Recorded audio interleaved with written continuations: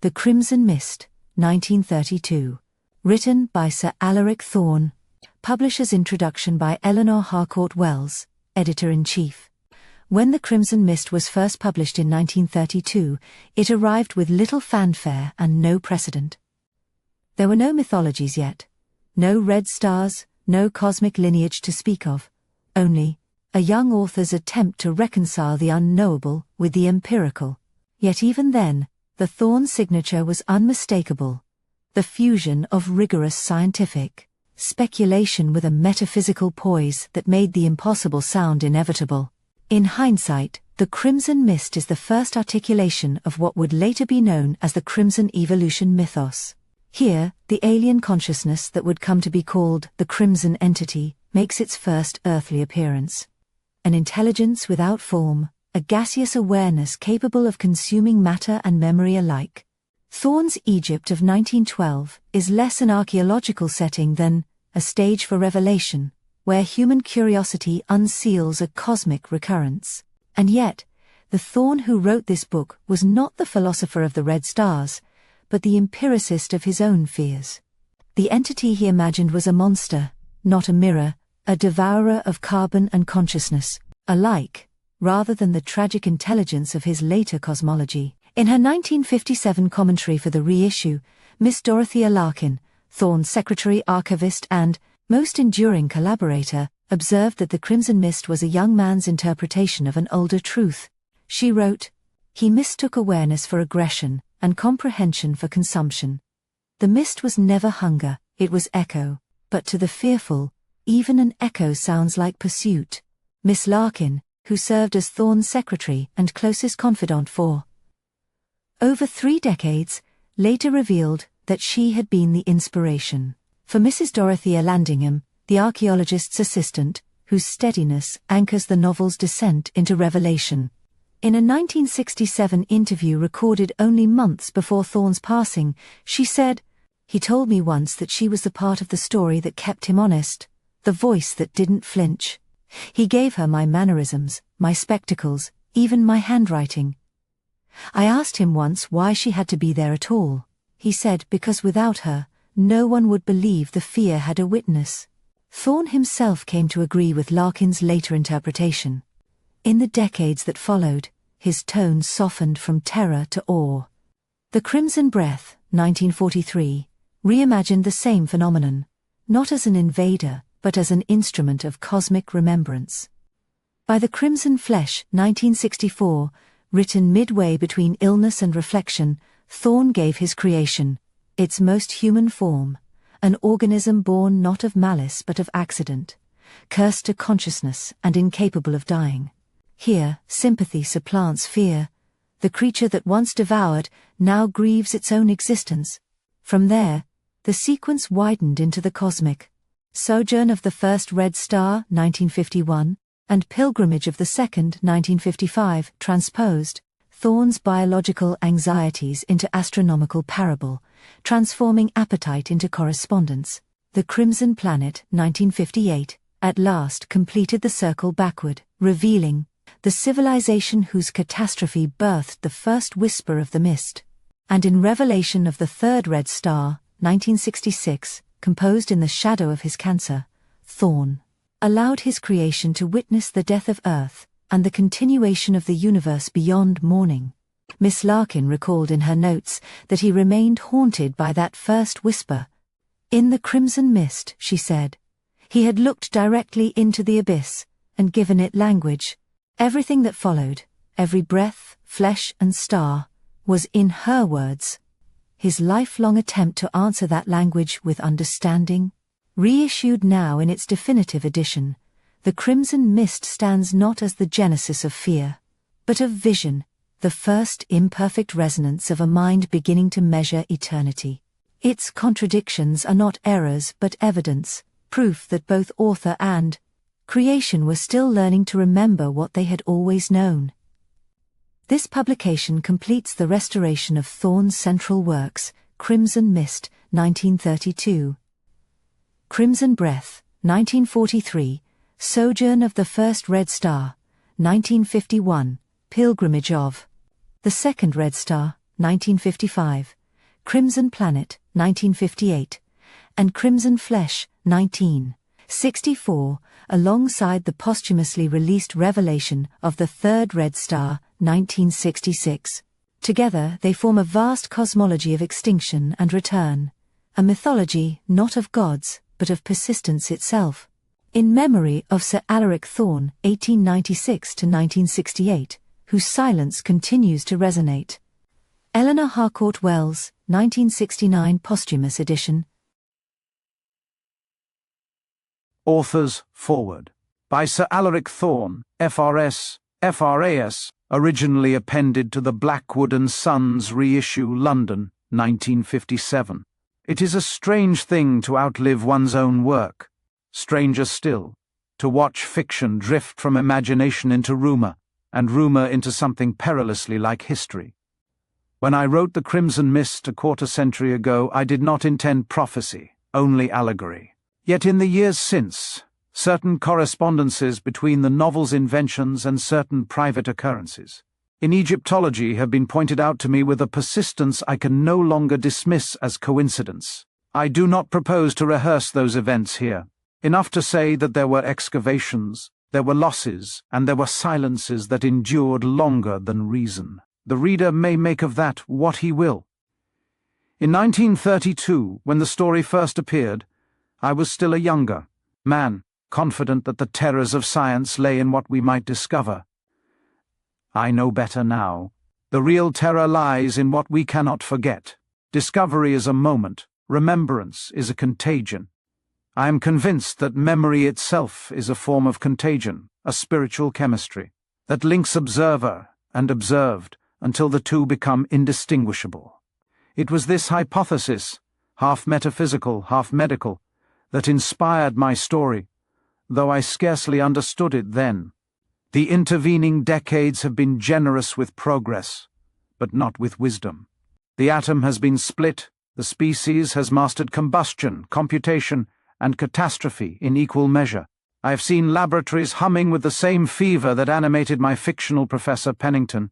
I have heard the same rational justifications, that knowledge is its own virtue, that understanding absolves. It does not. It never has. Some have called The Crimson Mist a parable of curiosity, others a premonition of atomic horror. For myself, I think of it as an epitaph for an age of certainty. Its protagonist sought to measure what was meant to be revered. He weighed the invisible and was consumed by it. I wrote it in the shadow of empire, but I might as well have written it for the age of reactors and rockets. If, in this new edition, younger readers find the language quaint or the moral severe, I can only envy them. To me, every sentence remains a faintly luminous residue of something once alive. I have never reread the book without sensing that its final line, "It kept time, and it waited," was not an invention but a transcription.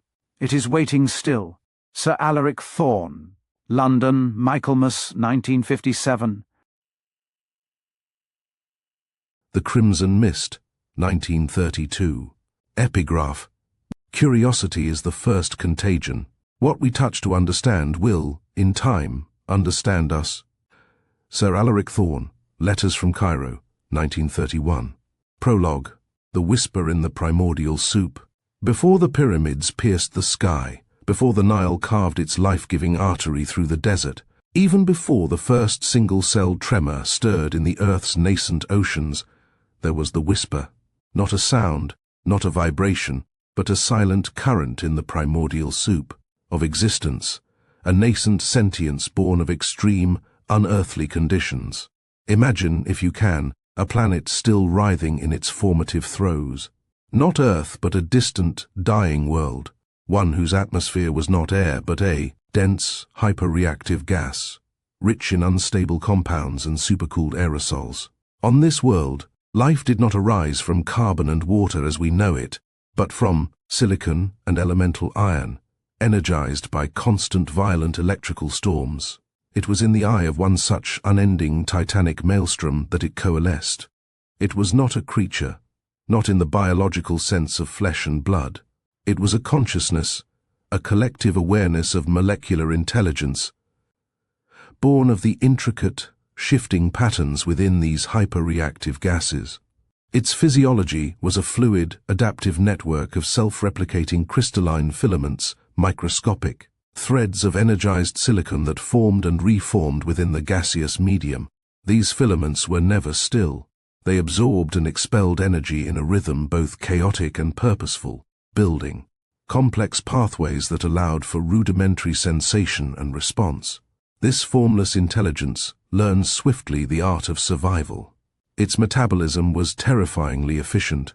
Its existence was predicated on a singular drive, the absorption of complex organic molecules, specifically carbon-based chains.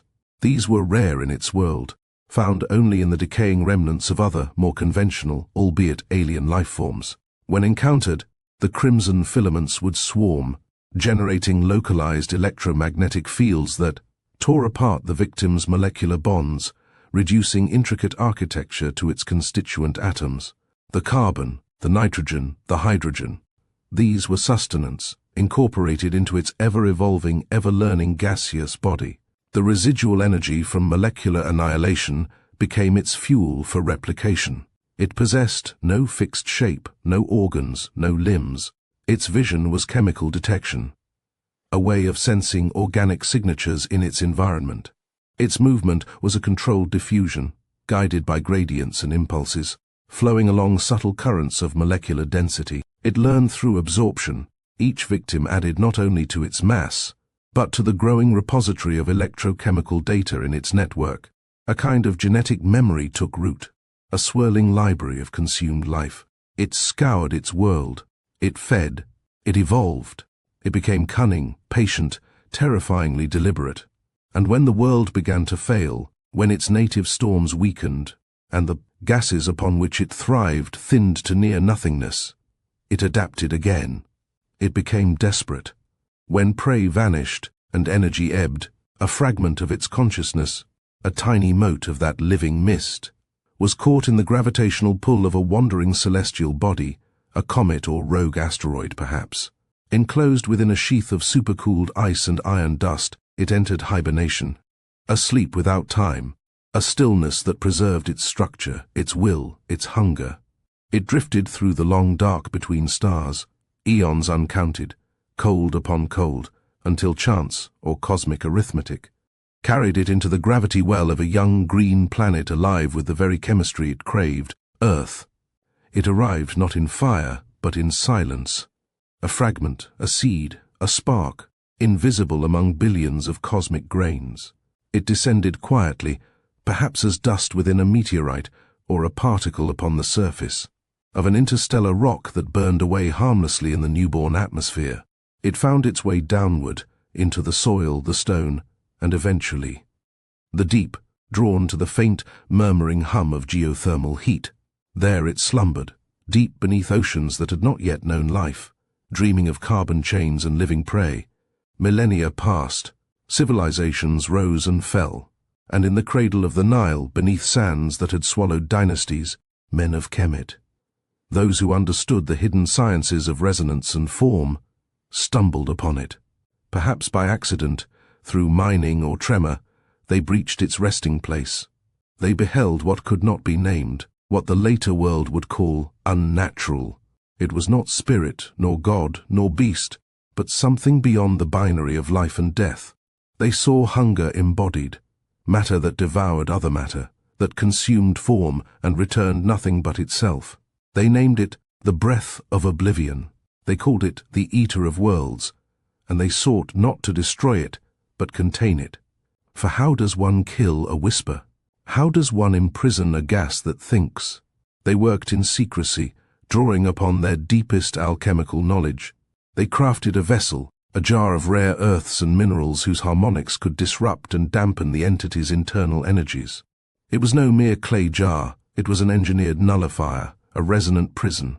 The hieroglyphs that adorned its surface were not symbols of worship, but equations of containment. The wax seal that bound it was mixed with trace metals that interfered with electromagnetic resonance. The tomb they built around it was not a burial chamber, but a vault. Its purpose was not remembrance, but prevention.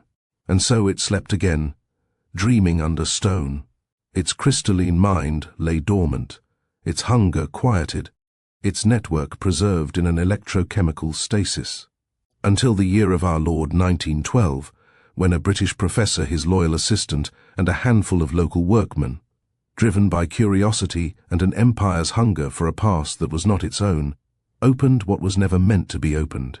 Then the seal was broken, and the whisper became breath once more. 1. The University at Cairo.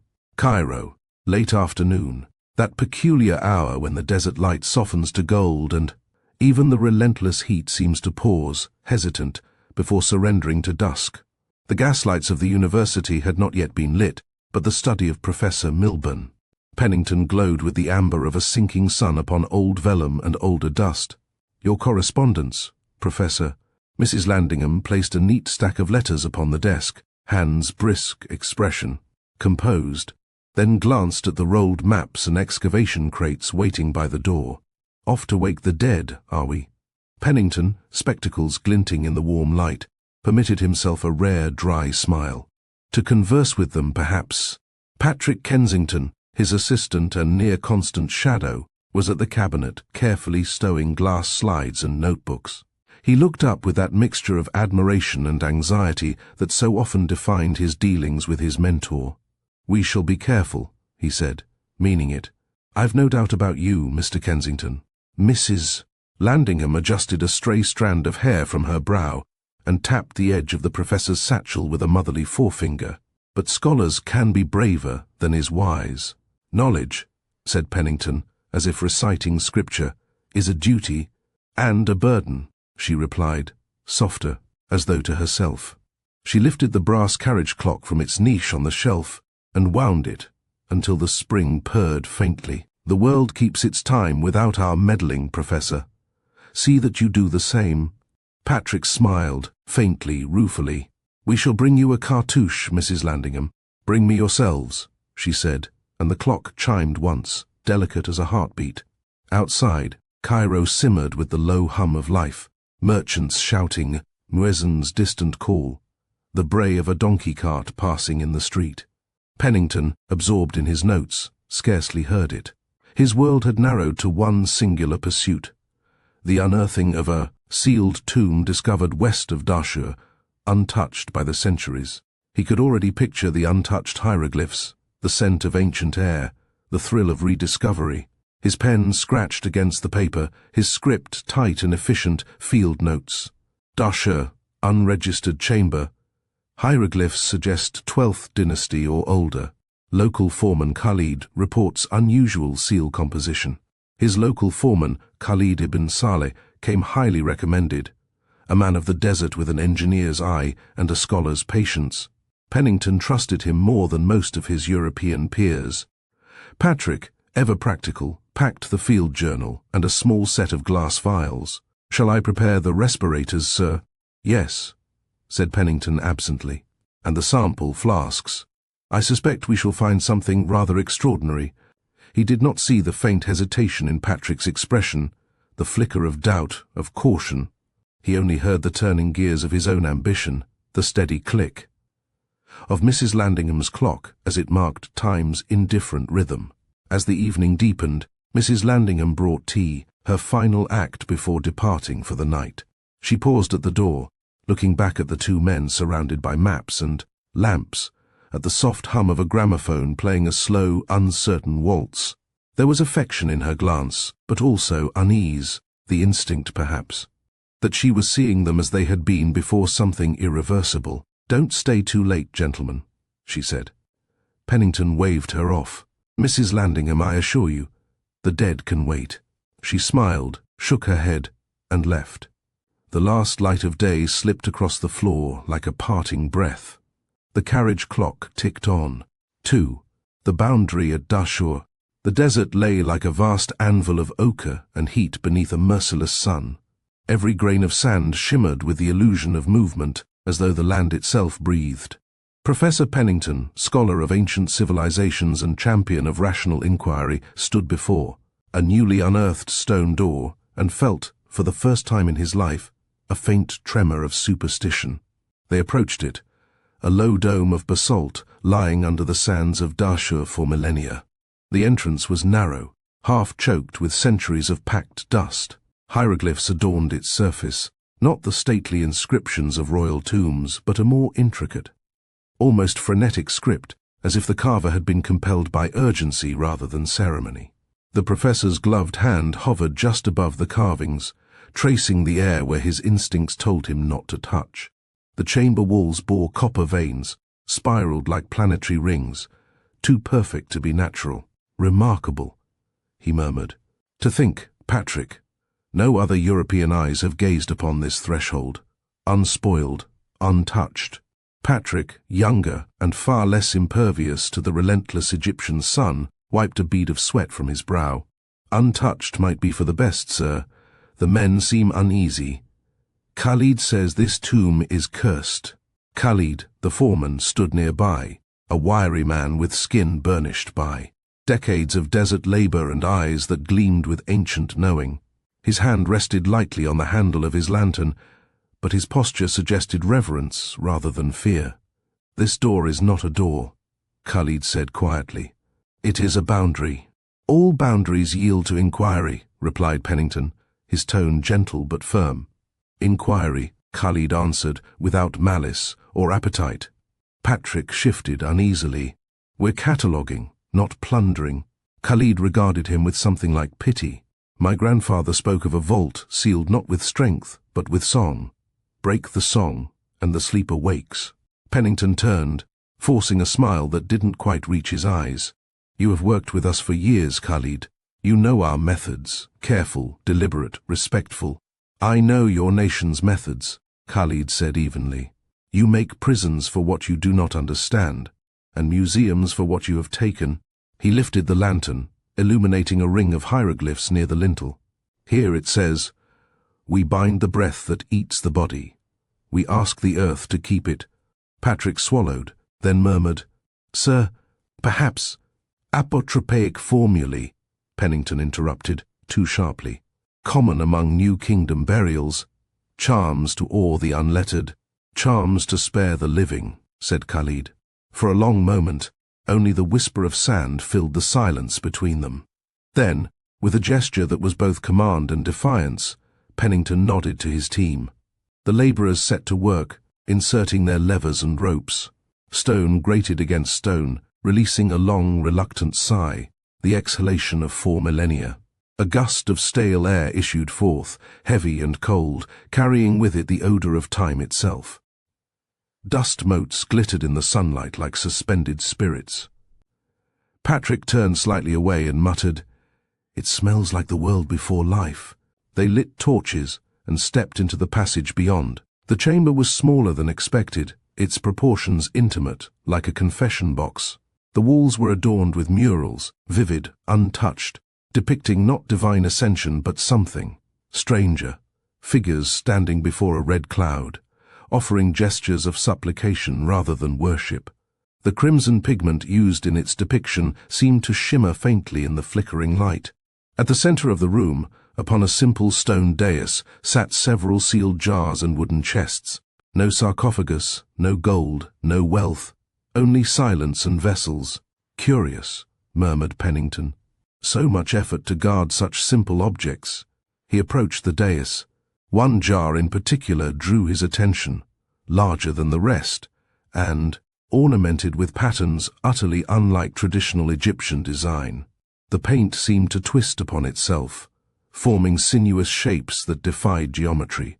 Its seal was of hardened, blackened wax that gleamed faintly, as though the centuries had failed to dull it.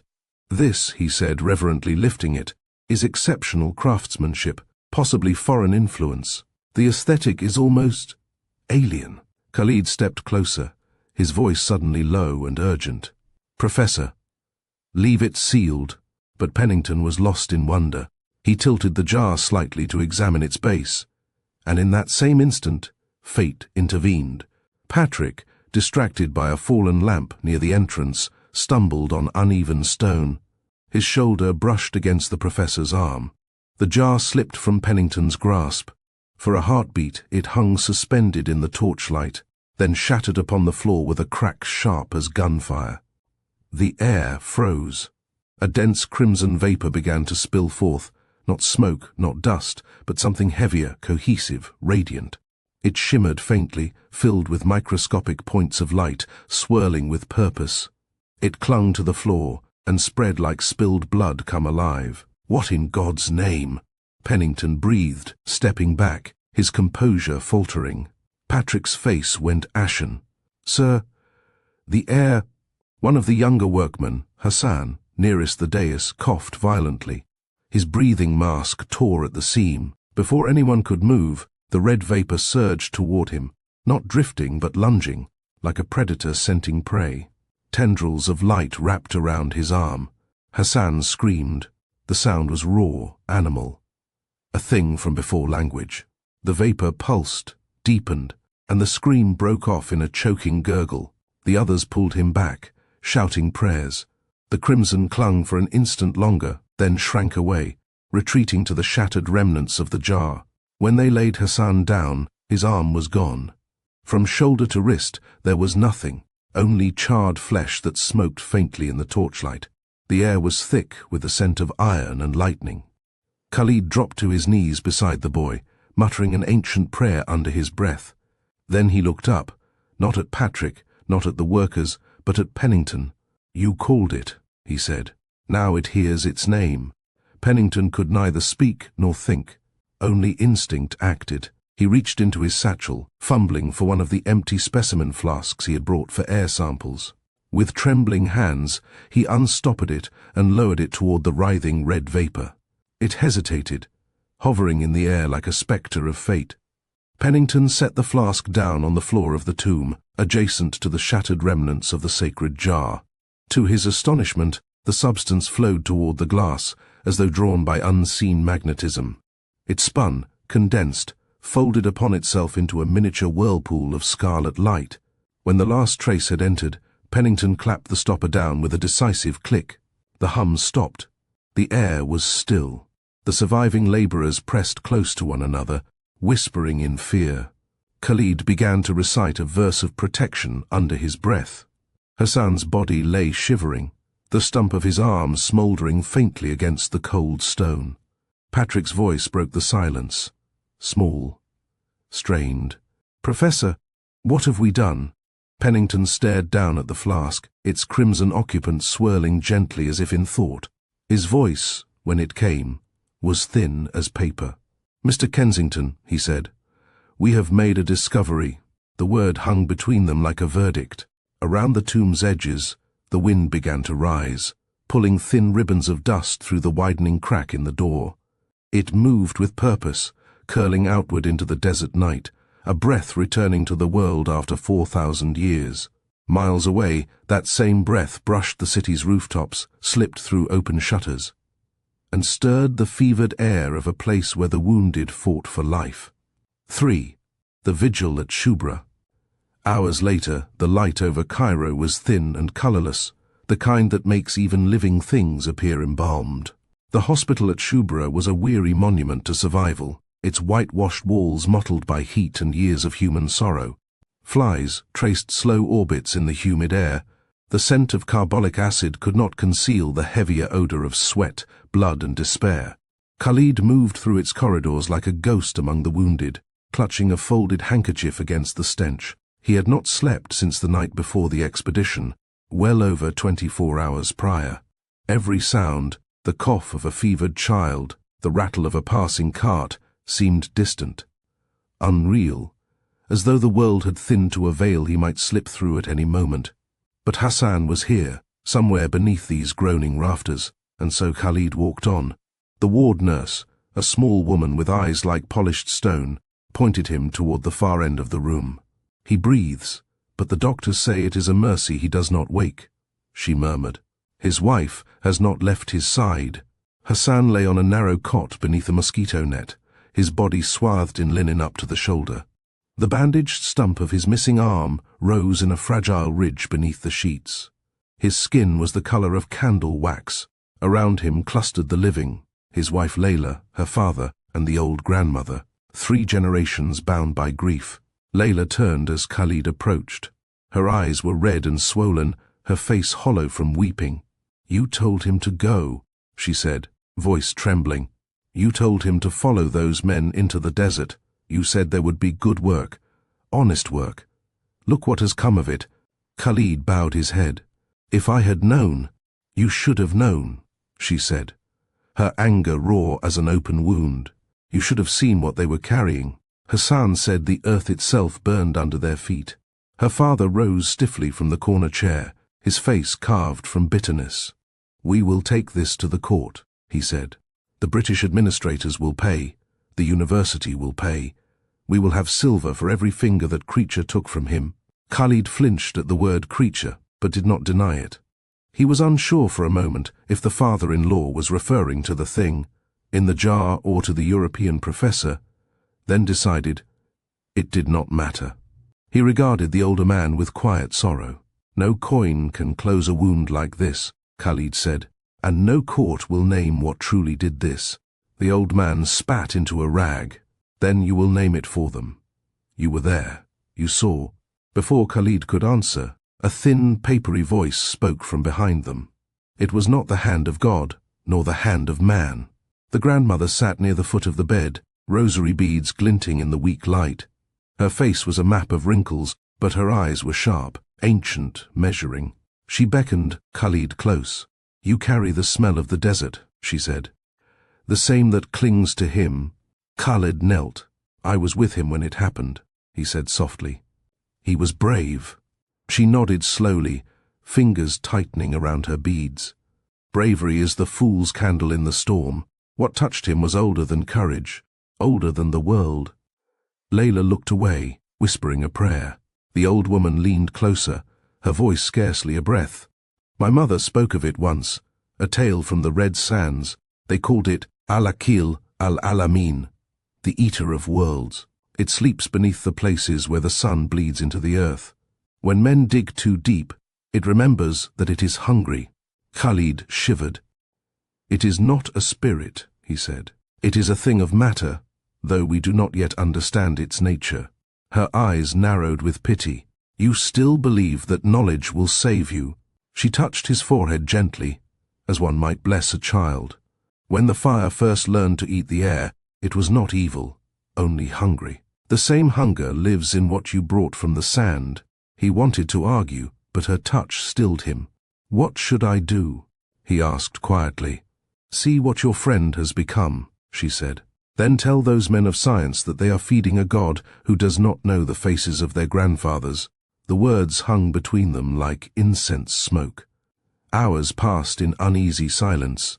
Outside, the call to prayer drifted faintly through the windows. Layla dozed against the cot, her hand on Hassan's chest, as if by touch she could keep him tethered to the world. As the ward settled into a weary hush, two men in sun-faded uniforms paused at the doorway. The elder, Inspector Selim Barakat, removed his hat and studied Hassan a long moment. The younger, Constable, Nabil Ghaffar, balanced a notebook already thick with names that never quite reached court. Selim's voice was low, respectful. "We will take statements tomorrow," he told the nurse, "and we will bring the imam copies for the records." Nabil glanced toward the family, toward Layla, whose grief had sharpened into something like resolve. "For the widow," he murmured, "we will make room in the ledger, where the law has none."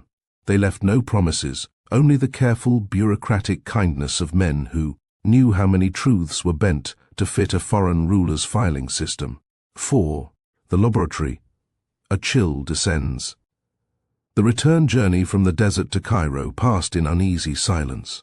The crimson-filled flask rode in a padded crate between Professor Pennington's boots, a prisoner glowing faintly under layers of linen and glass. Patrick sat opposite him in the narrow rail compartment, pale and hollow-eyed, his gaze never straying far from the crate. Khalid had refused to accompany them further. He stayed behind to tend to the injured Hassan, whose life hung by the thinnest thread. "He breathes," Khalid had told Patrick before they left, "but what he saw will haunt him if he wakes." His parting words, "You cannot own what was never born," echoed through Patrick's mind long after the train pulled away from the station. Back at the university, the familiar corridors of polished marble and echoing archways offered no comfort. The professor's laboratory, immaculate, white-tiled, and saturated with the scent of formaldehyde and ozone, became at once their sanctuary and their prison. The crimson vapor was placed upon a central table like an idol awaiting dissection. The mist seemed strangely docile. When Pennington or Patrick approached the vessel, it would drift toward them, slow and weightless, pressing faintly against the glass as though curious. At times it rippled or flared in response to movement or sound, a primitive mimicry, like an animal tilting its head at a new sound. "It learns," Pennington murmured once, wonder edging his exhaustion. Not malice, curiosity. Patrick wanted to believe him.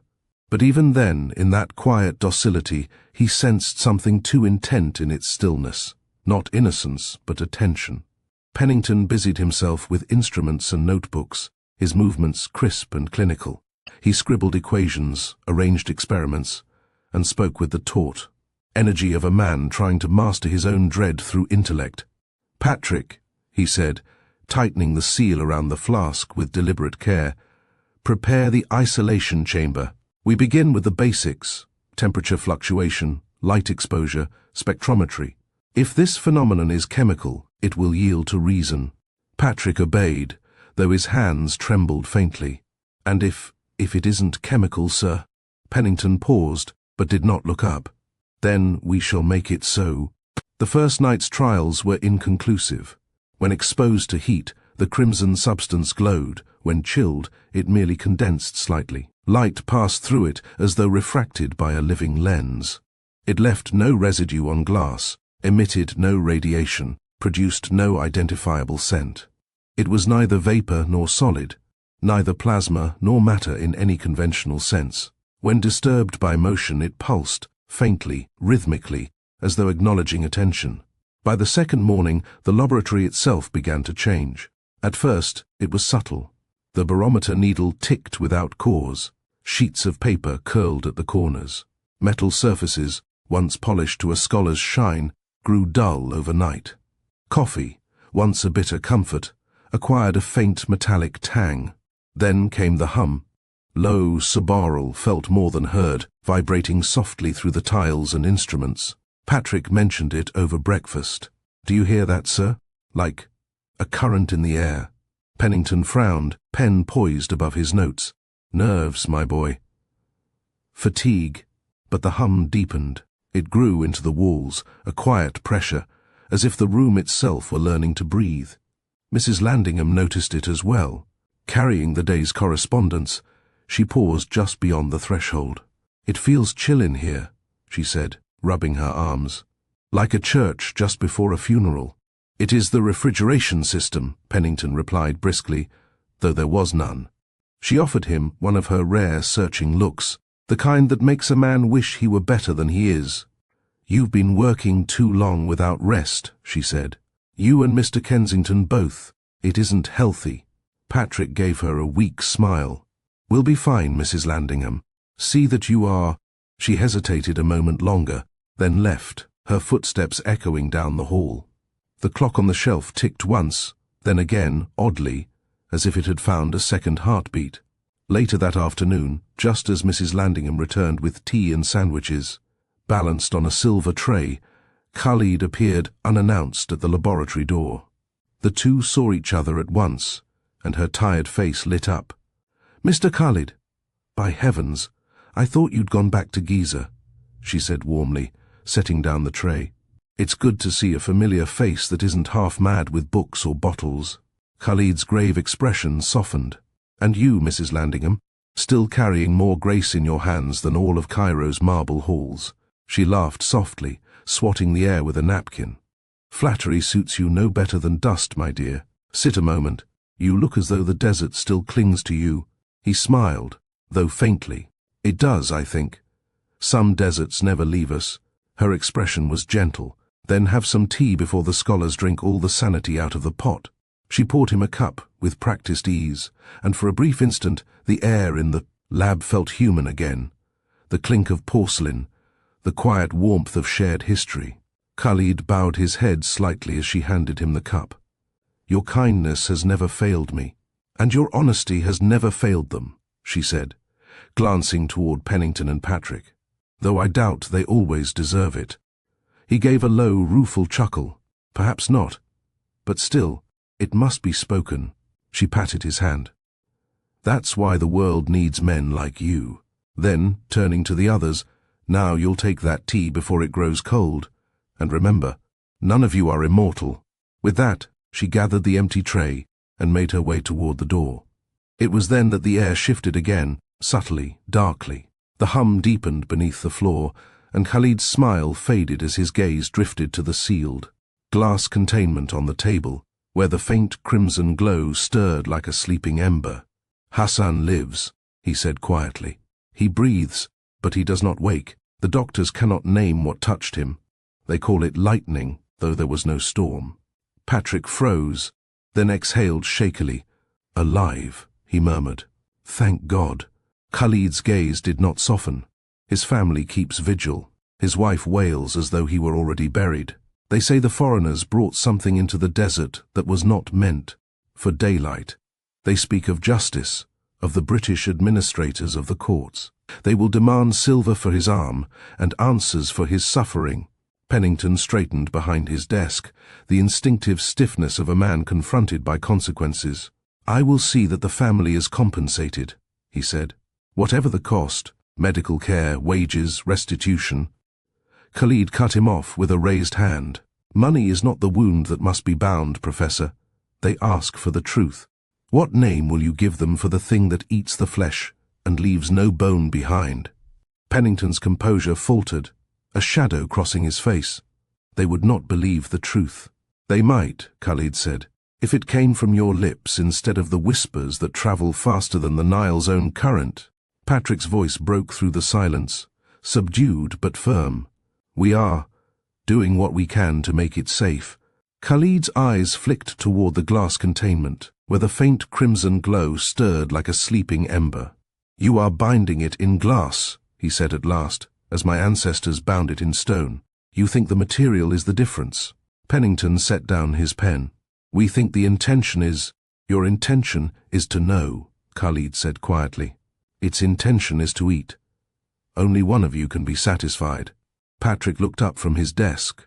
When this ends, Khalid said, turning his gaze upon him, make sure there is an ending. Patrick nodded, throat tight. I'll try. Khalid's lips twitched, not quite a smile. Do better than try. Then he was gone. On Inspector Selim Barakat's blotter at Qasr El Nil station, a thin report about a laboratory gas anomaly, the university's official position joined a tottering stack of mine cave-ins and tramway mishaps, the sort of accidents that ask politely to be forgotten. Selim held a suspicion, unfounded but strong, that this particular report would not disappear quietly as had so many others. Only time would tell. By the third evening, the crimson mist began to respond to proximity. When Pennington leaned close to the flask, it stirred faintly, curling like smoke in water. It was almost beautiful, hypnotic in its subtle luminescence. Patrick noticed it first. Sir, when you speak, it moves. Nonsense. Pennington's tone was sharp, defensive.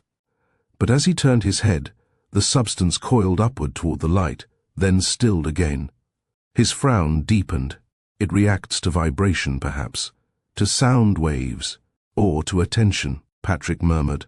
The professor ignored him. He could not, would not, allow mystery to triumph over method. He introduced variables, copper filings, limestone powder, alcohol vapors. None produced any discernible effect. Only once, when a drop of his own perspiration struck the glass, did the crimson stir. With sudden, alarming agitation, tendrils reaching outward before subsiding again. Pennington made a note but said nothing. That night, the two men chose not to leave the laboratory. The hum in the walls had become constant, faint but insistent. Meals were forgotten. The light outside shifted from gold to blue to grey, and still they watched. Near dawn of the fifth day, while cataloguing diffraction patterns that defied logic, Pennington spoke without lifting his eyes from the microscope. It's not a gas, Patrick. Not as we understand it. It seems to reconfigure itself at a subatomic level, a transient lattice of energy, always in motion. Patrick leaned against the counter, exhausted. Then perhaps we should stop trying to understand it. Pennington looked up sharply. And surrender to ignorance? To superstition? No, my boy. Science demands courage. Patrick matched his gaze. And morality? The professor's mouth tightened. They are not opposites. The conversation ended there, but Patrick saw the tremor in his mentor's hand as he turned back to the glass. On the sixth evening, the flask pulsed with a slow, rhythmic glow, faint but undeniable. Note the increase in amplitude, Pennington whispered, awed. As though it senses our presence. Patrick said nothing. He simply moved closer to the window, wishing for air that didn't taste of iron. Mrs. Landingham's absence that night was conspicuous. Her absence would soon be permanent. 5. The unfortunate lab rat. The morning of the seventh day broke thin and colourless, as though the sun itself recoiled from what waited behind the laboratory glass. The crimson thing slept, or seemed to, within its glass prison. It pulsed faintly, like a heart under ice, each rhythmic shimmer a ghostly reminder that it was not dead, but waiting. Professor Pennington sat at his desk, spectacles low on his nose, pen racing across the pages of his field journal. His handwriting, once impeccable, had become hurried, erratic, more the scrawl of fever than scholarship. Subject remains quiescent, unless stimulated by organic contact. Non-reactive to metal, mineral, and chemical exposure. Shows faint electrostatic potential when approached by living subjects. Hypothesis, parasitic or predatory adaptation, dependent on organic energy gradient. Patrick stood nearby, the corners of his mouth drawn tight. Sir, he said quietly, if it's drawn to life, then surely that's proof enough that we should not— Proof enough that we must understand it, Pennington interjected. The phenomena of nature, even the dreadful ones, obey rules. We are simply too ignorant to read them. Patrick said nothing. He'd learned by now that contradiction only hardened the professor's resolve. Yet he could not shake the image of Hassan's missing arm, that neat, cauterized absence, like an erasure in flesh. Pennington rose and crossed to the isolation chamber. The glass gleamed faintly in the lamplight, cold and immaculate. Within, the sealed flask glowed dimly, its occupant suspended in uneasy stillness. Let us begin, Pennington said. The tone was calm, almost priestly, a ritual invocation of science. Patrick watched in silence as his mentor transferred the crimson substance into a larger containment chamber, an ingenious device. Of Pennington's own design, a double-walled glass cube, airtight, with a smaller access hatch controlled by mechanical arms. Inside, a simple wire cage awaited, holding a single white rat. Patrick's stomach twisted. No, he whispered. Not like this. Pennington's eyes gleamed with feverish purpose. This is controlled observation. The specimen's reaction to biological stimulus may reveal— Sir, it's alive. So is the subject, Pennington snapped. That's precisely the point. The professor adjusted the lamp, flooding the chamber with pale light. With deliberate care, he loosened the stopper of the flask. A thin coil of red mist escaped, moving not like vapor but like something with intent. It flowed, unhurried yet purposeful, into the chamber. Patrick's breath caught. The rat stirred, sniffing the air. The crimson shimmer approached, then hesitated, as if assessing. For one ghastly instant, the two forms regarded one another, life and unlife, curiosity mirrored in miniature. Then the mist struck. It did not engulf so much as consume, methodically, the small morsel of life. A tendril of red wrapped around the rat's body, pulsing, tightening, not squeezing, but unraveling. There was no sound, no struggle, only a faint twitch, then stillness. The mist deepened in hue, swelling as though fed from within. Patrick stumbled backward. Dear God! Pennington's hand shook as he recorded observations. Rapid assimilation, instantaneous molecular disassembly, remarkable. It is alive, Patrick whispered. Alive and hunting. The crimson cloud began to contract, its luminosity fading to a dull, pulsing ember. When it finally dispersed, the cage was empty. Not a trace of fur, bone, or blood remained. Only a faint reddish stain lingered on the floor of the chamber, and even that began to fade. A silence followed, broken only by the slow scratch of Pennington's pen. "Not destruction," he murmured, "but conversion. It metabolizes complexity itself." Patrick's voice, when it came, was hoarse, "and it remembers what it eats. If it learns from every life it takes." "Genetic memory," Pennington said absently, still writing. "An evolutionary perfection." Patrick stepped forward, slamming his hand down on the professor's notebook. "Write this instead. We have made it stronger." For the first time, Pennington looked up.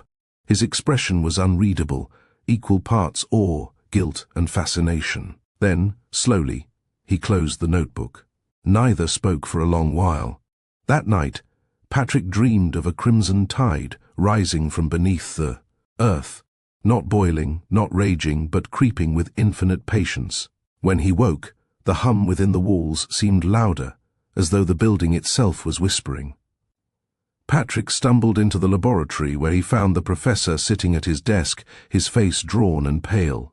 "Khalid visited," the professor said without turning. "He asked if we had sealed it again." Patrick thought of Hassan, bandaged and wordless in some Cairo ward. "And what did you tell him?"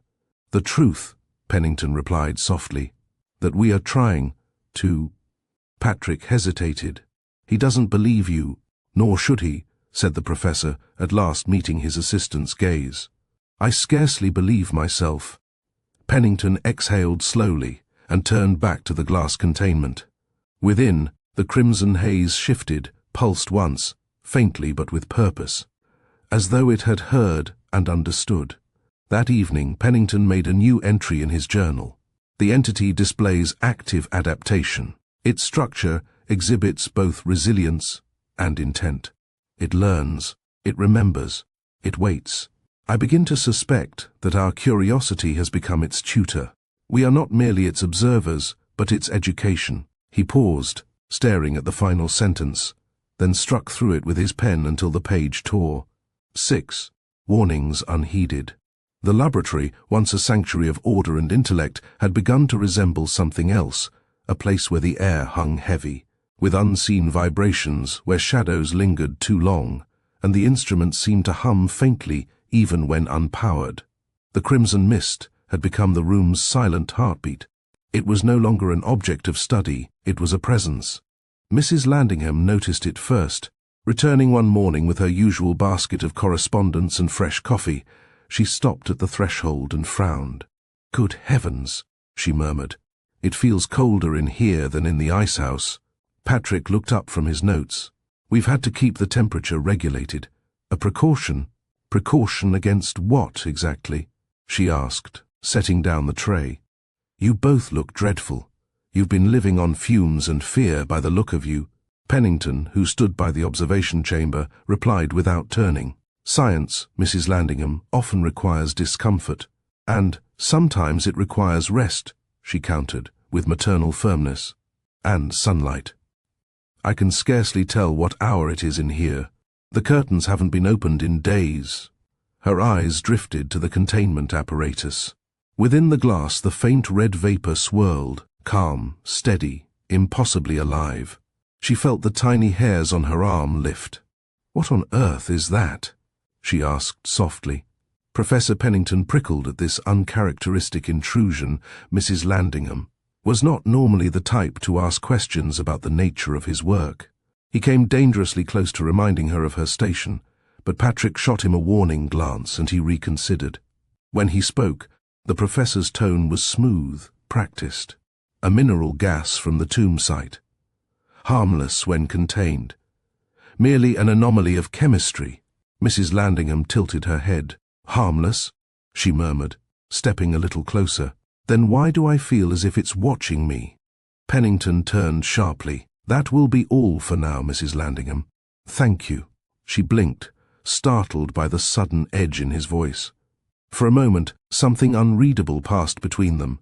a faint fracture in the trust that had long bound them. Then she gathered her shawl and nodded, her face softening into concern rather than offense. "You'll drive yourself to ruin with that tone, Professor," she said gently. "And for what? To prove the universe can be caged." When she was gone, silence reclaimed the room. Patrick stood with his hands braced on the counter. "She's right, you know." "About what?" Pennington asked.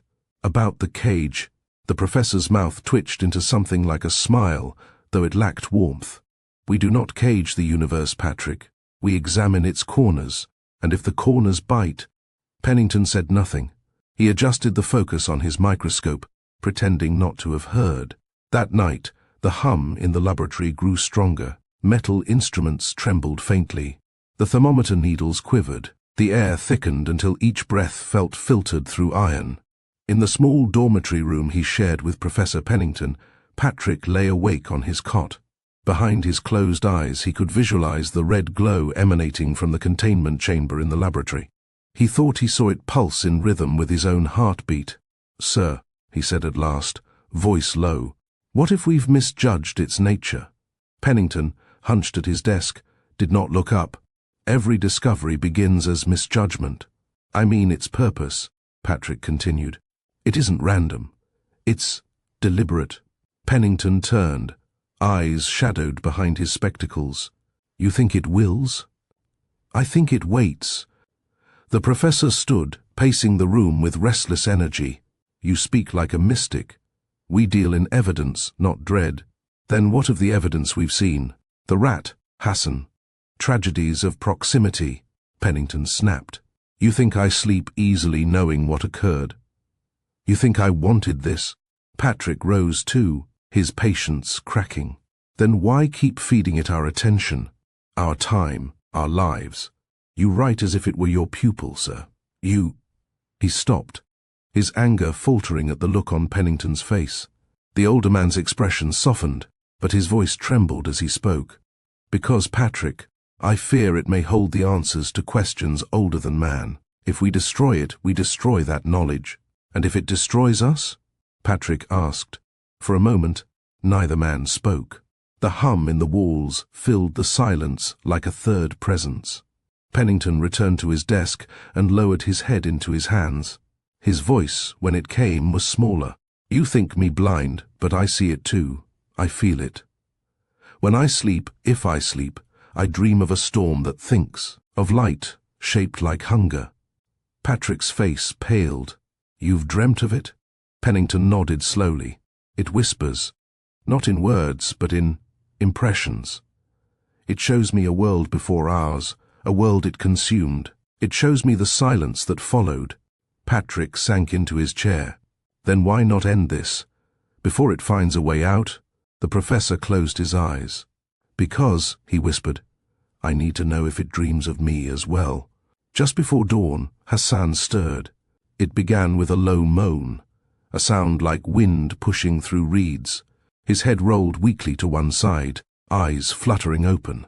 Layla gasped and called his name. Khalid leaned close, heart pounding. Hassan's lips moved. At first, only breath escaped.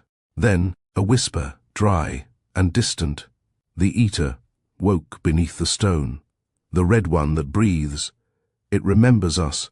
Layla began to weep. Khalid gripped his friend's remaining hand. "Hassan, can you hear me?"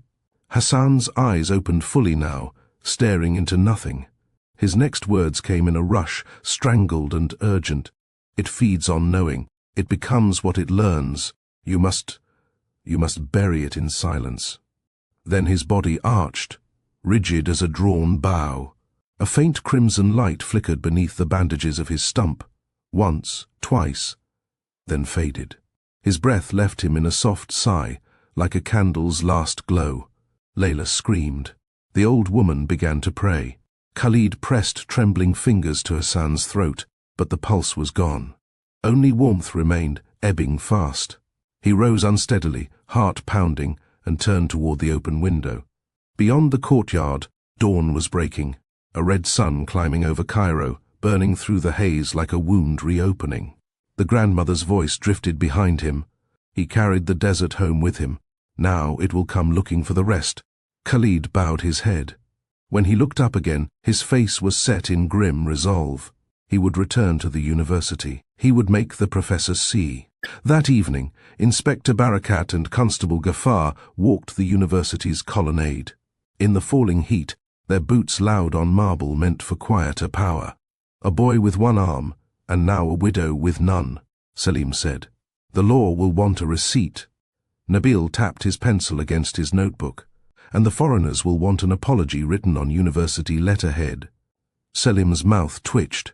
We will give the widow paper with a seal, and coin with a signature. If we cannot fetch her husband back from God, we can at least make the bureaucracy bow. The following morning, Khalid returned, summoned by neither man. He entered without a word, his expression unreadable. He carried with him a pouch of fine desert dust, which he sprinkled along the doorframe. Pennington looked up from his notes, brows knitting. More charms, Khalid? Not charms, the foreman replied. Boundaries. Patrick turned from the bench, surprised. You look. He stopped himself, noting the drawn look in the Egyptian's eyes. Is it Hassan? Has there been word? Khalid paused, the movement of his hand faltering. There has, he said quietly. He is gone. He woke only long enough to speak of the thing you found. Then he passed. A silence fell. The hum in the walls seemed to fade for a heartbeat, as if the very air were listening. Patrick's shoulders sagged. God, Hassan. He pressed a hand over his mouth. He didn't even. Pennington's pen stilled over the page. For a moment, the facade of clinical detachment cracked, and he closed his eyes. I am sorry, he murmured. He was a good man. He was, Khalid said evenly. And he died for your curiosity. Pennington's gaze hardened, but he said nothing. After a long silence, he asked quietly, Why the dust? Khalid met his eyes. Because what killed him does not sleep in your glass. Pennington watched, half amused despite the tension. You think it can cross wood and mortar? I think it already has, Khalid said evenly, his eyes flicking toward the trembling instruments. You do not keep it in there. You anchor it there. For now. Patrick leaned forward. Can it be destroyed? Khalid hesitated. Perhaps. But your professor does not wish destruction. He wishes dominion. That is how all your kind begin. Pennington's tone turned cold. Careful, Khalid. The Egyptian met his gaze. I am beyond caution, Sidi. You trespass upon an old hunger. You mistake curiosity for courage. Pennington turned away. That will be all. Khalid left without further word, but as he passed Patrick, he murmured in Arabic, When it breaks the glass, run toward the cold. Patrick did not understand then. He would later. 7. The tragedy of Mrs. Landingham. The confirmation of the mist's true nature came not through experiment or intention, but through the quiet, human accident of a single kind act. Mrs. Dorothea Landingham, ever diligent, ever cheerful, stayed late that night, as was her custom.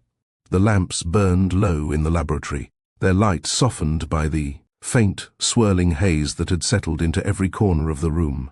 The walls seemed to exhale a tired breath, the very air altered by the presence of the crimson fog that pulsed behind glass like a sleeping heart. Professor Pennington sat at his desk, pen scratching ceaselessly across the page. His notes had grown erratic, no longer the clean geometry of scientific record, but feverish patterns, partial equations, half-remembered alchemical sigils. The mist, he wrote, possessed a logic older than reason. Mrs. Landingham approached the professor, a sympathetic look on her face. You look bone-tired, love. It's high time you go home and get some rest. I'll finish up here and lock up, don't you mind? Professor Pennington began to protest. Mrs. Landingham placed her hand gently on his arm, an act of familiarity that was unexpected but welcomed. Milburn, she said softly, the first time she had ever addressed him by his first name. His breath caught, then he exhaled, his features softening. Right you are. What would I do without you, Mrs. Landingham? She chuckled. Lord willing. You'll never find out. Professor Pennington departed, leaving Mrs. Landingham alone in the laboratory. As she gathered the day's correspondence, her eye caught a flicker of light inside the outermost compartment of the containment chamber. She leaned closer, squinting through the glass. There, upon the workbench, lay the professor's brass pocket watch, the one she wound for him each evening before he left, its ticking a comfort against the silence of his work. Good heavens, she murmured fondly. He'd forget his own name next. She set her papers aside, smoothed her skirt, and approached the chamber. Yet as she neared it, a small shiver passed through her, an old instinctive dread she could neither name nor quite justify. The mist unsettled her. She had never liked the way it seemed to move, even when still, nor the faint hum that sometimes whispered through the pipes. She paused a few steps away, frowning at her own hesitation. "Don't be ridiculous, Dorothea," she chided herself softly. "It's just air and light, nothing more." Her voice steadied her.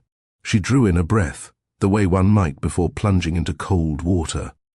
She recited the latch sequence from memory: top slide to release the safety, lower hasp to free the pressure pin, a quarter turn. Of the knurled wheel to equalize the air, wait for the needle to settle at 0, then lift and press on the inner latch. She'd oiled those hinges herself last week.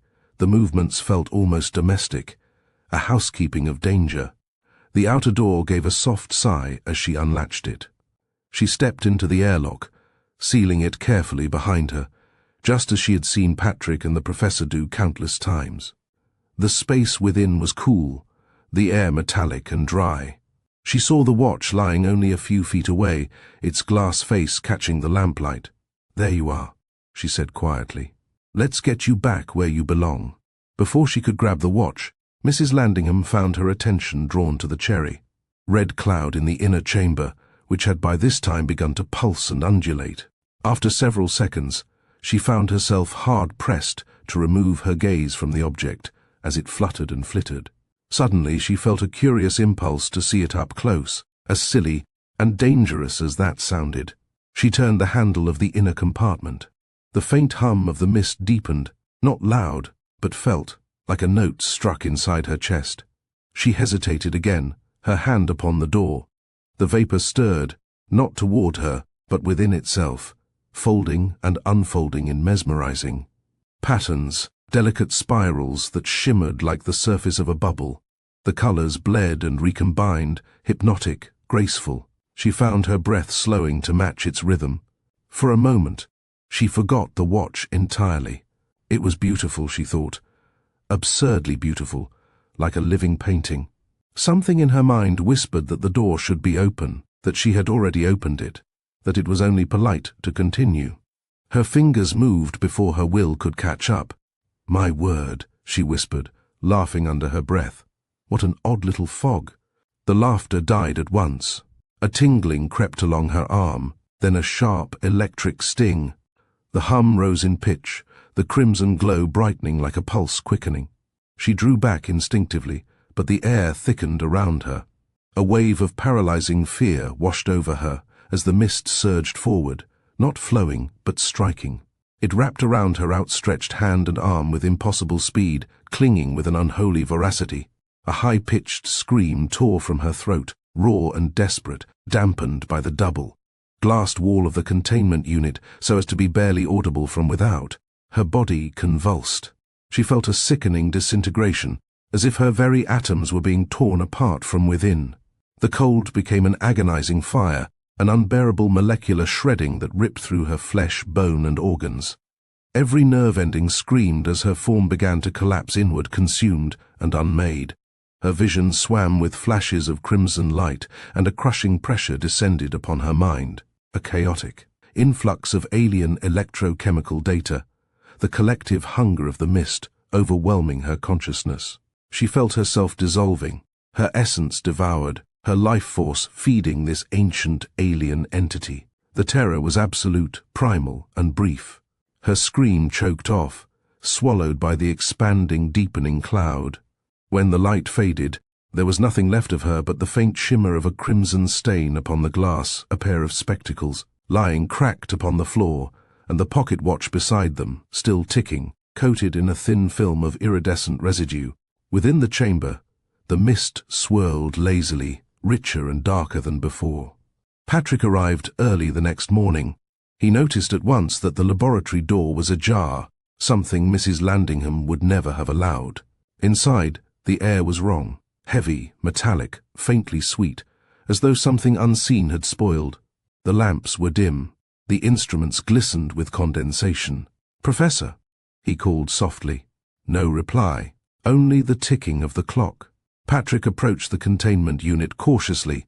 He knew that something was amiss, but at first he could not quite identify what it was. The mist was there, still swirling and twinkling. Then he saw it, a faint red bloom on the glass and the spectacles on the floor.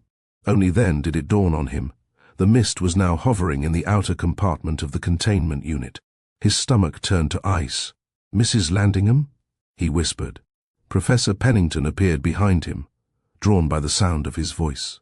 He followed Patrick's gaze, and in that instant the truth struck him with unbearable clarity. His knees buckled, he caught the edge of the work table for balance. "She didn't know," he said hoarsely.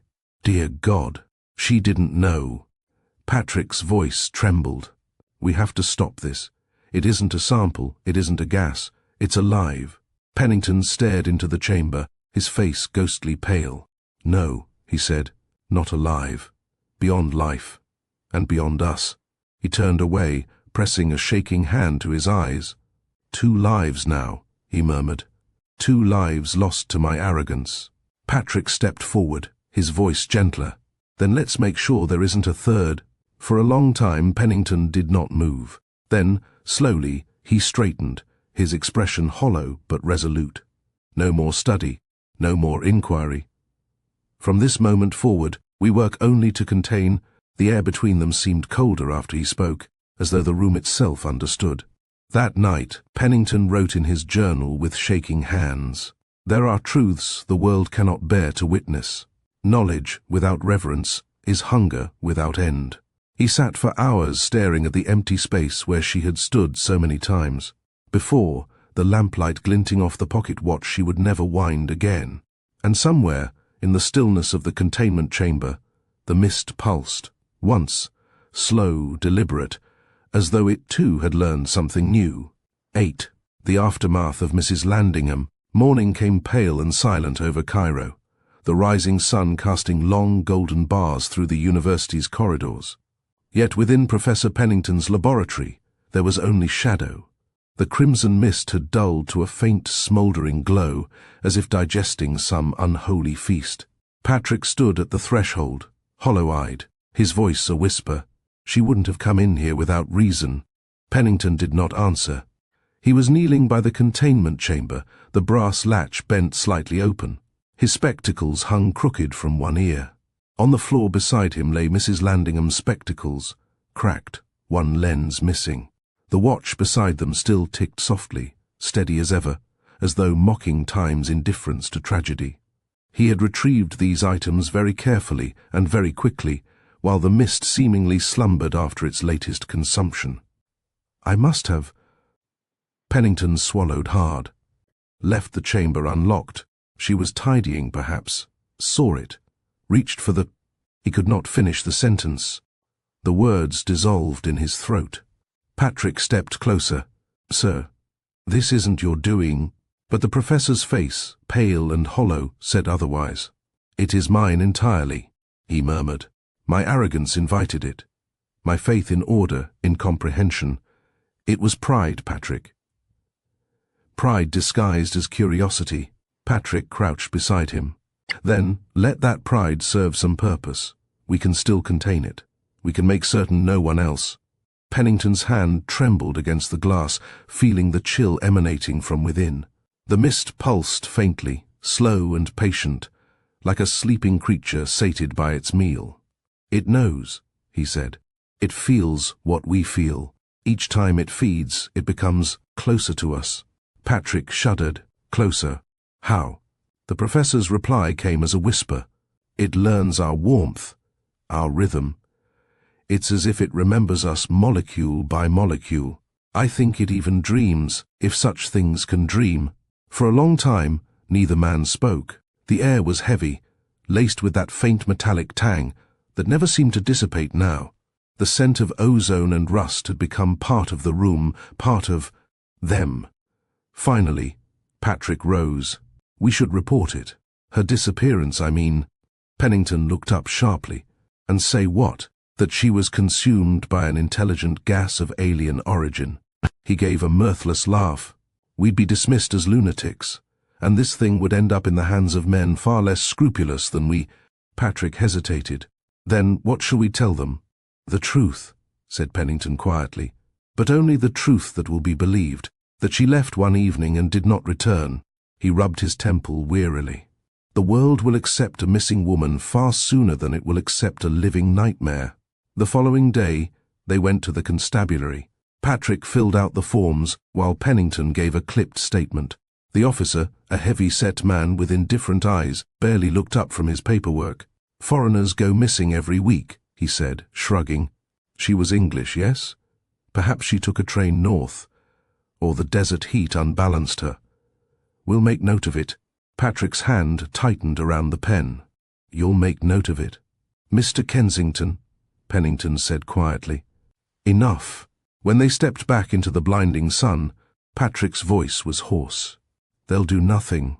Precisely, said the professor. And that, at least, buys us time. At the station that same hour, Selim skimmed telegrams from the residency, warning against undue alarm among European staff. Nabil slid him a carbon copy of Layla's fresh petition. If we say, missing Englishwoman, we get a visit from the university solicitor, Nabil muttered. If we say dead workman, we get a visit from no one. Selim stamped both papers with equal force. Then we will say both, and we will require receipts from each. Nabil added her name, Dorothea Landingham, to the register of disappearances. He left the cause blank, as was custom when a foreign office might later supply one.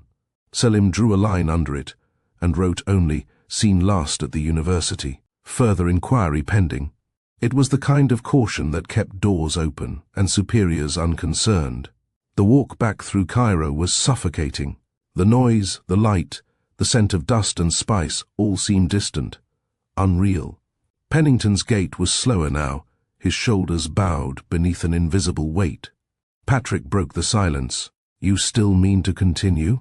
Pennington's reply came after a long pause. I mean to atone. They reached the university gates. Students passed by in groups, laughing, notebooks tucked under arms, a world untouched by horror. Patrick envied them bitterly. When they re-entered the laboratory, the first thing they noticed was the temperature. It had dropped. Frost filmed the inner surface of the containment chamber, but the crimson fog inside glowed faintly through it, alive despite the cold. Pennington exhaled slowly, breath visible in the chill. It adapts, he murmured, even to deprivation. Patrick turned toward him, his voice firm. Then we adapt faster. We find a way to stop it. The professor's expression softened, the faintest flicker of pride or perhaps relief. You're right, he said. Containment, not comprehension. That will be our work now. Night descended like a fever. Pennington sat alone by the window, journal open, the lamplight trembling across the page. His handwriting was slower now, burdened with guilt. The mist grows stronger with each life it consumes. The laboratory trembles in sympathy with its hum.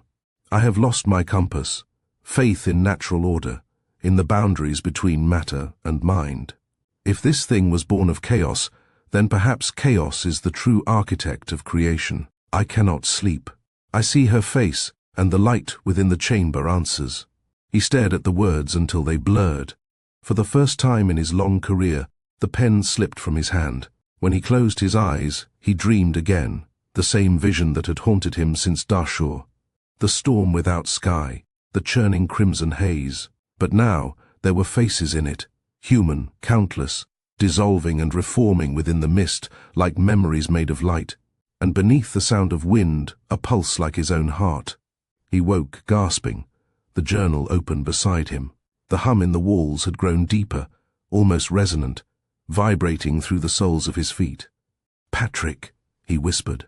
Patrick, wake up. Patrick stirred on his cot. Sir. It's dreaming, Pennington said. eyes fixed on the thin wall that separated the dormitory from the laboratory. "I can feel it." Patrick rose slowly, dread curling in his chest. "Then I fear we are running out of time."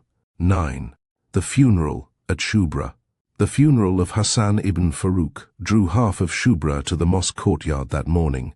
Neighbors, family, workmen from the Darshur dig, all gathered in the cold, pale light of a Cairo dawn. The call to prayer had long faded, replaced by the slow, rhythmic verses of the janazah recitation. The air smelled of earth, rosewater, and the faint sweetness of incense drifting from the mosque door. The coffin lay upon 2 worn planks, draped in white linen that fluttered faintly in the breeze. Layla knelt beside it, her face hidden by her veil, her body racked with quiet sobs. Beside her stood her father, stern, grief stiffened, and the grandmother. Her small frame shrouded in black, eyes sharp beneath her hood. Khalid stood opposite them, his hands clasped before him, his head bowed so low that his turban shadowed his face entirely. When the imam finished his final blessing, the men lifted the coffin toward the waiting grave, a narrow cut of red earth lined with woven mats. Layla followed a few paces behind, trembling. "He said he would come home," she whispered hoarsely. "He promised he'd bring money and dates for the children." Her father's jaw tightened. He went where he was told. He worked where the foreigners commanded. "His death will not be buried so quietly." "Enough," the grandmother murmured. "The earth listens. Do not feed it anger." She leaned on her cane and looked at Khalid, her gaze piercing. "You were there when it took him." "I was," Khalid said softly. "Then tell me," the old woman asked, her voice a rasp of wind over stone. "What did you bring back from that place besides a grave?" Khalid hesitated. Something the world should have left sleeping. Layla turned on him suddenly, eyes blazing through tears. "You told him it was safe. You told him it was good work. If you had warned him—" Her father caught her arm. "Layla." But she pulled away, grief turning her voice sharp. "You were his friend, Khalid. You should have stopped them." Khalid bowed his head, accepting each word like a lash. "If I could trade places with him, I would." The grandmother's voice cut through the tension. "You cannot. The sand keeps what it swallows." She raised her eyes skyward. "May Allah grant him peace, for the living will find none until the hunger that took him is sealed again." 2 figures lingered at the courtyard gate, Selim with his hat in his hands, Nabil with his pencils stilled. They did not intrude upon the prayer. When the men began to shoulder the coffin, Nabil whispered, "If this were a European foreman." Selim cut him off with a look that was not unkind. "It is not. So we will do what we can with the law we have, and more with the paper they fear." He folded a signed compensation request into his pocket like a small weapon. The coffin was lowered then, the ropes creaking, the prayers resuming. Layla reached toward the grave as though she might call her husband back, but her father caught her hand, guiding it down. Together they cast the first handfuls of earth, and the sound of sand striking linen was small but terrible. At the edge of the crowd, unnoticed, Patrick watched. He stood bareheaded, his hat crushed in his hands, the words of the prayer lost to him but the meaning sharp as pain. He had wanted to step forward, to apologize, to explain, but there was no forgiveness in the air, only exhaustion and dust. When the mourners began to drift away, he lingered near the courtyard wall. Khalid remained by the grave, motionless, his hand resting on the fresh mound. The grandmother whispered a final benediction, then turned away with Layla. And the father, their silhouettes small against the blinding sun. Patrick waited until they were gone before approaching. "Khalid," he said softly. The foreman turned, his expression hollowed by fatigue. "You should not be here, Effendi. Their anger is still warm." "I know," Patrick said. "I stayed back." He hesitated, the words catching in his throat. "I came to tell you, it has taken another." Khalid's eyes narrowed. "Another?" Patrick swallowed hard. "Mrs. Landingham. It happened last night. The thing," he faltered, "the mist, it killed her." For a long moment, Khalid did not move. His expression went still, too still, as though his mind refused the sound. Then his lips parted, and a quiet moan escaped him, more wounded than any cry. No. He breathed. No, not her. He turned away, gripping the edge of the grave for balance. His shoulders began to shake, first with disbelief, then with the rough, unrestrained sobs of a man who had run out of prayers. "She gave me tea," he murmured hoarsely. "The last time I came, she said the world still had kind people in it. She called me Mr. Khalid as if I were her equal. And now—" His voice broke again. "And now she feeds that thing's hunger." He drew a steadying breath, though it rattled in his chest like something coming loose. "For her son, for her," he whispered, the words trembling as if they no longer belonged to prayer. "I have said those names too many times. Too many graves, and the sand always wins." He looked at Patrick, really looked, and for the first time there was no fire in his eyes, only the dull shine of a man emptied out. "You think this thing can be buried?" he said softly. "But tell me, Effendi, what earth can hold a hunger that is not of this world? We put it down once, yes, and again, and every time it rises cleaner, colder, as if it learns." His hands fell to his sides. "The professors, the soldiers, the prayers, all of it is dust before the wind. Perhaps the mist does not come for vengeance or hunger. Perhaps it comes because it is the only thing that remembers." He turned from Patrick, staring toward the line of the desert, where the sun bled into the haze. "Go back to your people," he said. "Tell them to hide their dead well. Tell them to make peace with losing. There is no end coming, only the turning of the same wheel." Khalid's shoulders sagged. He brushed the sand from his palms once more, but this time the gesture seemed pointless, the motion of habit, not hope. Then, without another word, he walked away, leaving Patrick alone among the graves, the wind whispering through the shifting dunes like a breath that never quite stopped. 10. The Inquiry of Shadows. For 3 days, the laboratory existed in a state of unspoken mourning. The once orderly space had become a world of silence and echo, the steady drip of condensation from the cold containment chamber, the whisper of Pennington's pen against parchment, the occasional clatter of glassware breaking beneath an unsteady hand. Mrs. Landingham's desk remained untouched. Her inkwell still glimmered half full, her chair still angled toward the professor's, as though awaiting her return. Patrick could not bear to look at it. Pennington, in turn, could not look away. He stood before the containment chamber for hours at a time, his face drawn and hollow, his voice a low murmur of fevered reasoning. "It absorbs life," he said to no one in particular, "consumes structure, retains energy, intelligence, but perhaps it can also be exhausted. Every living thing has limits." Its movement had changed since the night it took Mrs. Landingham. For the first time, its motion held rhythm, almost human. The vibration wasn't hunger alone now, but cadence, faintly echoing the ticking watch she'd always wound for Pennington. Its pulse came in steady triplets, almost like breath, or a heartbeat counting time. Patrick, tightening a wire seal along the glass frame, said softly, "It's thinking, isn't it?" Pennington turned, eyes shadowed. "Thinking, or remembering. I'm no longer sure which." Patrick said nothing. He wished he could doubt again. But the thing in the chamber left no room for disbelief. "Sir," he said after a moment, his voice low, "the university will ask questions soon. About Mrs. Landingham, about the missing reports, the sealed lab." Pennington nodded absently. "Then we shall give them answers, palatable ones.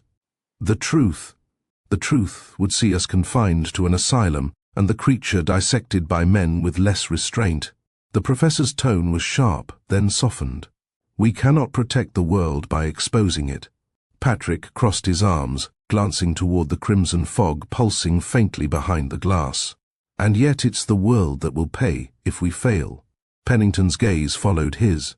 "Then we shall not fail." The knock came near noon, 2 men in sun-bleached uniforms, hats tucked beneath their arms. The elder introduced himself with formal courtesy, Inspector Selim Barakat. "This is Constable Nabil Ghaffar." Dust clung to their cuffs, authority clung to their posture.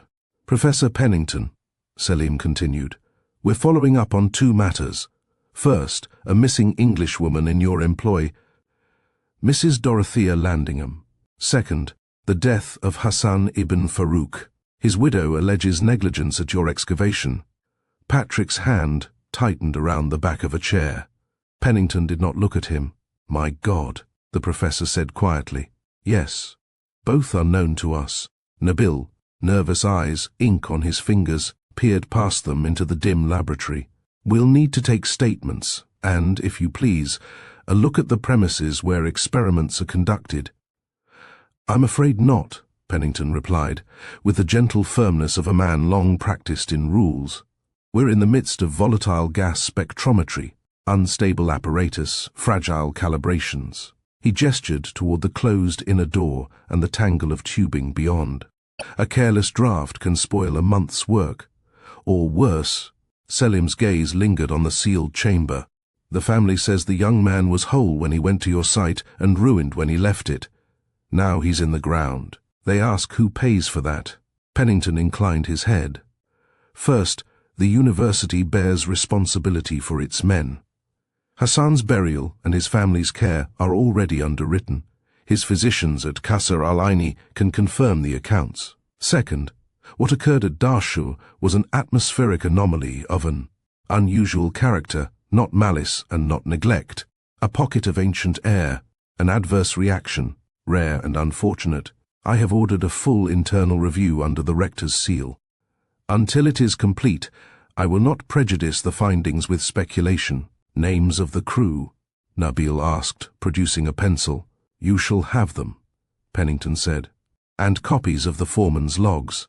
In return, I ask that you refrain from sending men to the trench without proper respirators or instruction. The site is sealed for a reason. Selim rocked once on his heels, weighing the request. And a woman? Pennington's mouth thinned. Mrs. Landingham often worked late and left by the side door. She did not present herself the following day. We reported it at once. If there is any word, good or ill, I ask that it come to me directly. Selim slipped the folded paper back into his breast pocket. Families want answers, Professor. If the courts cannot give them, they will find their answers elsewhere. Then let us give them true ones, Pennington said, not unkindly. In the proper order, and without endangering more lives. A small silence. Nabil scribbled. The Selim nodded once. Very well. Expect a clerk for the names by evening. He set his hat and turned. At the threshold, he glanced back. See that your unusual character stays on paper and out of the streets. When they had gone, Patrick let out the breath he'd been holding. Atmospheric anomaly. Pennington closed his eyes briefly. It is the only truth the law can hold without breaking. He opened them again. Already older. Fetch the foreman's ledger, and write to the hospital, today. If we must be judged, let it be for what we have actually done. 11. The study of echoes. Night came. A storm rolled over Cairo, brief, electric, and sharp. The rain struck the glass panes of the laboratory like thrown gravel. Inside, the crimson mist stirred faintly, responding to each flash of lightning, with a flicker of its own, as though exchanging signals with the sky. Patrick sat hunched over his notebook, unable to write. It's not right, he said finally, to keep her disappearance in silence, to carry on as though she were— She is gone, said Pennington, staring at the mist. But her death cannot be in vain. She will have taught us something.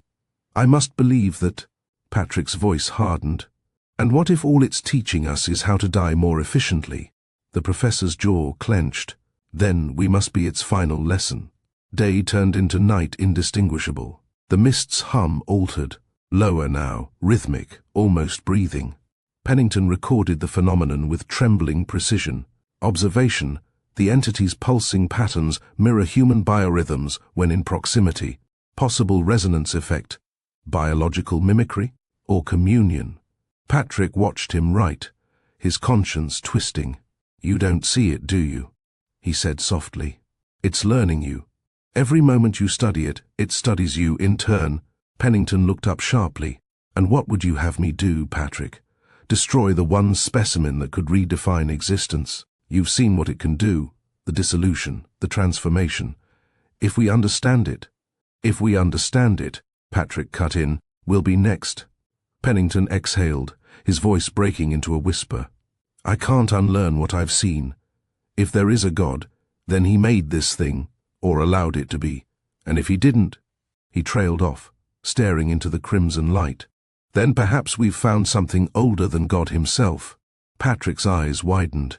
"Sir, don't say that—" But the professor's gaze remained fixed upon the containment chamber, upon the soft pulsating glow that seemed to echo the rhythm of his own heart. 2 days later, a letter arrived from the university board requesting an accounting of the recent incident at the Dashur excavation. Patrick read it first and laid it wordlessly on the desk. "They're asking questions," he said. "Soon, they'll send inspectors." Pennington's eyes flicked toward the containment chamber. "Then we must finish before they come." "Finish what?" He turned toward him, eyes fever bright, a way to end it, to seal it again, not as they did with superstition, but with knowledge. Patrick hesitated. "Sir, if it's knowledge that woke it, perhaps ignorance is what keeps us safe." The professor almost smiled. "Then I have doomed us already."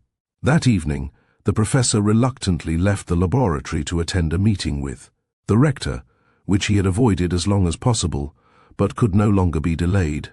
Patrick stayed behind after the professor had gone.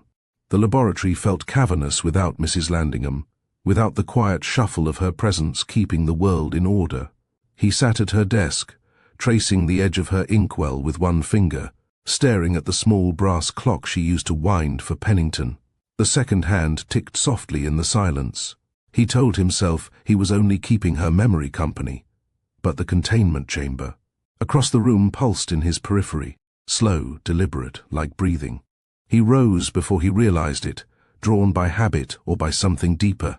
When he reached the glass, the crimson fog stirred, not idly, not mechanically, aware. The glow contracted into a single point that aligned perfectly with his reflection. Wherever he moved, it followed. The pulse quickened until it matched the beat hammering in his chest. Patrick's throat tightened. He felt, absurdly, that the thing was looking back, not at his body but through it, into the restless storm behind his eyes. His thoughts seemed to bend toward it, drawn like filings to a magnet. A warmth bloomed inside his skull, spreading pressure behind his eyes, a whisper that wasn't sound but intention, knowing. He staggered backward, breaking the connection, frightened of what would happen if he gazed too long at that shimmering visage. The glow loosened, drifting into lazy coils, the hum softening as if amused. For a long moment, Patrick stood motionless, breath fogging in the cold air. He wanted to believe exhaustion had fooled him, that grief was playing tricks in the dark. But as he turned to leave, the containment glass trembled once, a faint tap from within, perfectly in time with the ticking of Mrs. Landingham's clock. That night, Patrick dreamt again. He stood in the desert beneath a sky of burning crimson, and from the dunes rose Mrs. Landingham, her form half shadow, half light. Her lips did not move, but her voice filled his mind. "When the world grows cold, it will sleep again." He woke in darkness, the air so chilled he could see his breath. The mist within its prison pulsed faintly like an ember on the verge of reigniting. And in the quiet between heartbeats, Patrick knew she had spoken the truth. 12. The hunt for containment. The laboratory no longer resembled a place of learning. The walls sweated with condensation, even in the cool air. The ceiling lamps flickered, occasionally shorting in bursts of static. Ink bled on its own. Instruments miscalibrated themselves overnight. The crimson mist, that sentient fog, pulsed behind glass with steady rhythm, like the chambered heart of some buried god. Patrick worked in near silence now, exhausted but resolute. His days were spent reinforcing seals, drafting new containment plans, and, quietly, searching for ways to end what they had unleashed. The professor's once crisp posture had withered into a stooped, restless frame. He moved with the distracted air of a man whose mind was perpetually half elsewhere, inside the fog, perhaps. A letter arrived bearing the rector's seal, its language polished to a threat. In light of recent events at Dashur, the university requests immediate assurance that no further incidents will imperil permits or benefactions. The residency has expressed concern. Kindly provide a memorandum suitable for circulation. Beneath the signature, a neat postscript in another hand. Dr. Pennington, your work reflects upon us all. Quite right, and more than you know, thought Pennington, slipping the paper back into its envelope. When the door opened, Patrick nearly dropped his wrench. Khalid stood framed in the threshold, his coat still bearing the dust of travel. His presence drew Patrick from his work like a sudden breath of desert air. You came back, Patrick said, half in relief, half in guilt. Khalid inclined his head, to see whether the world yet turns. Pennington looked up from his notes, voice sharp with surprise. You? I thought you'd fled for good. Khalid stepped forward slowly, eyes tracing the warped walls, the dim lights, the trembling glass. I tried, he said quietly, but guilt travels faster than a train, and I found no place it would not follow me. Hassan's face. I see it when I close my eyes. I hear Mrs. Landingham's laughter, and I wonder if she still smiles, or if your creation has silenced her too. I came back to make certain the thing harms no one else. He reached into his satchel and withdrew a small leather pouch. With a motion both reverent and weary, he sprinkled a pinch of sacred sand along the threshold. The grains shimmered faintly in the cold air. Pennington frowned. Superstition? Khalid's reply was measured. Remembrance. The desert keeps its dead. I thought perhaps this place should too. Patrick stepped forward, voice low. He's trying to stop it now, truly. We both are. The Egyptian's eyes softened toward Patrick, then hardened toward the professor. He does not seek to stop it. He seeks to understand it. And understanding is the last refuge of those who cannot admit fear. Pennington's jaw tightened. You think fear will protect us? That ignorance ever did. I think reverence is wiser than conquest, Khalid said. You English call it superstition, because it has survived your science. Patrick raised a hand between them. Please, this isn't the time for philosophy. We need a way to contain it before the university learns what we've done. Khalid turned to him. Containment is cold, always cold. The first priests knew this. They spoke of the stillness that silences fire. When they sealed the breath of oblivion, they used not flame or prayer, but the cool of the deep earth. Patrick frowned, his mind racing. Cold. He crossed the room to a supply cabinet, flipping through his notes. Sir, cryogenics. The nitrogen cylinders from Dr. Montrose's experiments. You remember, last year, the preservation trials? Pennington blinked as though waking from a dream. Yes, liquid nitrogen. But that's theoretical. It could destroy the chamber. Better the chamber than us, Patrick said. His voice trembled, but the conviction beneath it was iron. Khalid inclined his head. The boy is right. Freeze it, or it will unmake the world. The professor hesitated, his rational mind wrestling with instinct and guilt. I had thought of it, he murmured, but it would mean admitting defeat. Patrick placed a hand on his shoulder. It's not defeat, sir. It's mercy. Pennington looked at him for a long moment, then nodded slowly. Very well. Fetch the nitrogen. Tonight, we end this. As night fell, the laboratory became a fortress. Windows latched, doors sealed, vents plugged with wax and linen. Khalid helped rig the hoses from the heavy iron cylinders, their exteriors already rimed with frost. Patrick moved with grim precision, attaching valves and checking pressure gauges. The professor stood before the containment chamber, one gloved hand resting lightly against the glass. The crimson mist inside shifted lazily, like a cat stirring from sleep. It knows, Pennington whispered. It senses the change. Patrick glanced at him. Then we haven't a moment to lose. The professor straightened, drawing himself up with a weary dignity.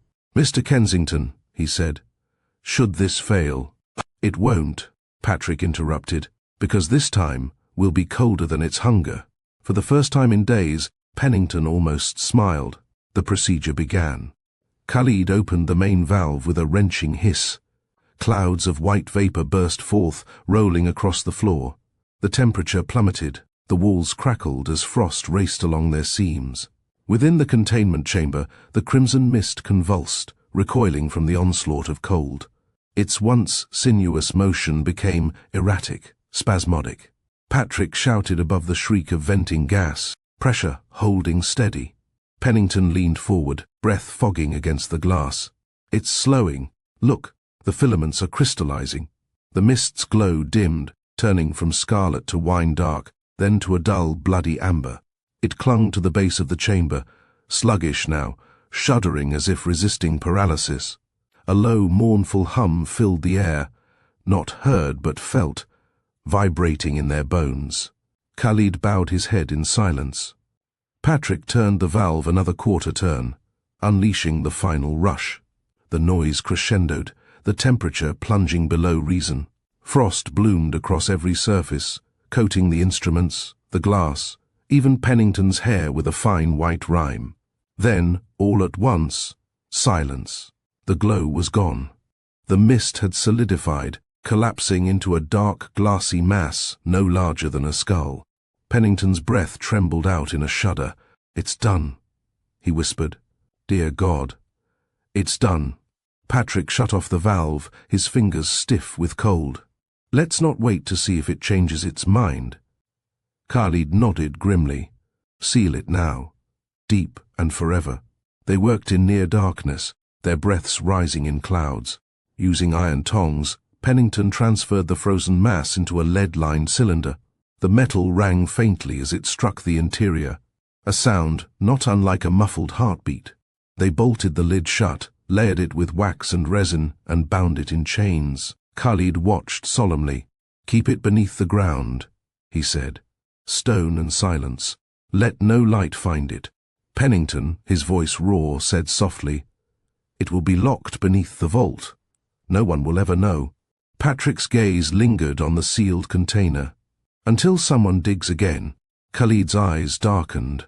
"Then let your descendants fear curiosity more than death." He turned and left without farewell. When the sound of his footsteps had faded, the two men stood in silence before the sealed vault. The air still smelled faintly of ozone and iron. Patrick exhaled, shaking. "It's finished." Pennington nodded slowly, his eyes hollow but alive. "Yes, and yet." He looked toward the frost-coated chamber. "Why do I feel as though it has merely changed its form of watching?" Patrick turned to him, placing a hand on his shoulder. "Then, let it watch the dark. It will find nothing there." The professor said nothing. His gaze drifted toward Mrs. Landingham's empty desk, then to the shadows that stretched across the laboratory floor, shadows that now seemed longer, colder, and far more patient than before. 13. The burden of knowledge. The night that followed was the first in weeks without the hum. The silence was strange, immense, a living thing in itself. Patrick woke before dawn, shivering on his cot. For a moment, he thought the stillness a dream. Then he saw the frost still clinging to the windows, the vapor of his own breath curling in the air, and remembered everything. Next door in the laboratory, Professor Pennington sat motionless at his desk, the lamplight guttering low beside him. He looked older, impossibly so, as though years had settled upon him in a single night. "Did you sleep at all, sir?" Patrick asked. Pennington shook his head faintly. His eyes, rimmed with red, were fixed upon the steel vault door at the far end of the lab. "I listened," he said. "For what?" "For proof that silence can be trusted." Patrick said nothing. He rose, poured a small measure of brandy from the decanter, and handed it to his mentor. Pennington accepted it with a weary nod, staring down at the amber liquid, as though divining some hidden meaning in its depths. "I've sealed the record books," he said after a moment. "All notes, samples, everything pertaining to the entity. The crate will be stored beneath the old records vault, catalogued under geological samples. I shall make arrangements that no one disturbs it." Patrick hesitated. "And if they do? Then may heaven help them," the professor whispered. He stood, his movements stiff, and crossed the room. The frost on the floor crunched beneath his boots as he approached the vault. He rested his gloved hand upon the cold metal door. the sound of his breath shallow in the still air. "Patrick," he said quietly, "I've spent my life seeking to explain the inexplicable, to illuminate the darkness. But some things are not meant for illumination. They wither in the light, only to return in shadow, patient as eternity itself." Patrick joined him, his voice steady though his heart raced. "We stopped it. That must count for something." Pennington gave a slow, haunted smile. "Yes, for now. But the universe has a way of repeating its hungers. What sleeps does not forget the taste of waking." He reached out, gripping Patrick's shoulder, an almost paternal gesture. "You must promise me, my boy. Should the day come when this vault is disturbed, you will find a way to finish what I began. Not study it, not harness it, end it." Patrick met his gaze and nodded solemnly. "I swear it." The professor turned back toward the vault, the lamplight catching the silver in his hair. "Then may we be the last fools who ever dare listen to its whisper." Epilogue. The whisper in the darkness. Outside, Cairo began to stir. The distant call of the muezzin rose over the rooftops, mingling with the clatter of wagons and the cries of vendors setting up for the day. The ordinary world went on, oblivious to the frozen terror entombed beneath the university. Before the morning grew too bright, Khalid made his way through the narrow streets of Shubra. The city was still half asleep, its alleys heavy with dust and the faint perfume of baking bread. He stopped at a small doorway, where the grandmother stood waiting, as if she was expecting him. No words were needed. She had already read everything in his eyes. Inside, Layla sat beside her, quiet now that the funeral was over and the first hard days of widowhood had begun to settle into their weary rhythm. The children played softly in the adjoining room, their laughter subdued, as though they sensed that joy had become something to whisper rather than shout. Khalid spoke little, a few halting phrases about duty and remembrance, and how Hassan's courage would not be forgotten. He told them, too, that the thing which had taken him, that nameless horror beneath the sands, was contained at last, sealed away where it could harm no one. The words felt hollow even as he spoke them, but Layla bowed her head in quiet gratitude, and that was enough. When he finally rose to leave, the old woman pressed a bundle of dates into his hand for the journey ahead. He promised to visit, though they both knew he would not. Outside, the light had sharpened, the city was waking, but it felt to him as though something within it had gone permanently still. Khalid left for Giza and did not spare a glance behind him. Professor Pennington hand-delivered a memorandum to the rector, drafted in the careful voice of a man apologizing without admitting. On the rector's desk, a draft circular already lay prepared. The Dashur irregularity was an atmospheric anomaly now resolved through standard procedure. The disappearance of Dorothea Landingham was an unfortunate and unrelated incident that would continue to be a priority for the university and the local constabulary.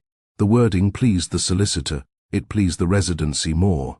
At Qasr el-Nil, Salim and Nabil filed their reports with language mild enough to calm the European offices and exact enough to keep the ledger honest. In a city ruled by rubber stamps, it was the closest thing to mercy they could dispense. In the laboratory, Patrick stood at the window, watching the sunrise bleed across the Nile. It was beautiful, achingly so, yet he found no comfort in it. The sunlight, for all its warmth, could not reach the cold that had rooted itself in his bones. Behind him, Pennington extinguished the lamp. The last glimmer of crimson light faded from the glass instruments. In the deep vault below, the lead-lined container sat in perfect stillness.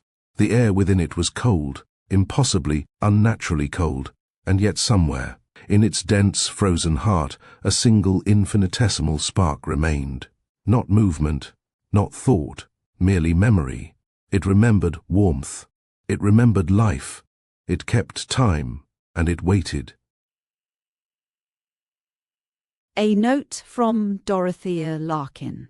I have been asked, more times than I can count, whether Mrs. Dorothea Landingham was meant to be me. The answer, of course, is both yes and no, as all such questions must be. Alaric borrowed my name, and perhaps a little of my temperament, but Mrs. Landingham was never mine to claim. She was his conscience, not his portrait of me. When he first read me the scene of her death, he could barely finish. He stood at the window for a long time afterward, pipe unlit, muttering that he'd gone too far.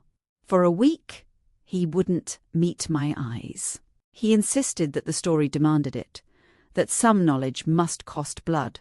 And yet every morning that week, I'd find a small vase on my desk, red chrysanthemums, the colour of that wretched mist. He never forgave himself, though he had no need to. Mrs. Landingham's end was not a cruelty, but a consecration. She was the first to understand what the Crimson Mist was truly about, that the thing we fear is only the reflection of our own longing to know. Her death made the story human, and I think, in his quieter moments, Alaric knew that. I was flattered to be her namesake. I loved the strength she was given, the tenderness beneath her curiosity, and the simple grace of her final act. Readers often remember her for the tragedy. I prefer to remember her for the moment before it, when she opens the inner door. There is no terror in her face, only understanding. That, I think, is what haunted him most. He used to say that every story begins as an apology, and perhaps this one was his. In time, the Crimson Mist would become the root from which all the later works grew. The breath, the flesh, the stars, each of them in some way, an effort to rewrite that ending, to find redemption for both of them. If so, I like to believe he succeeded. Miss Dorothea Larkin, Blackwood House, November 1968.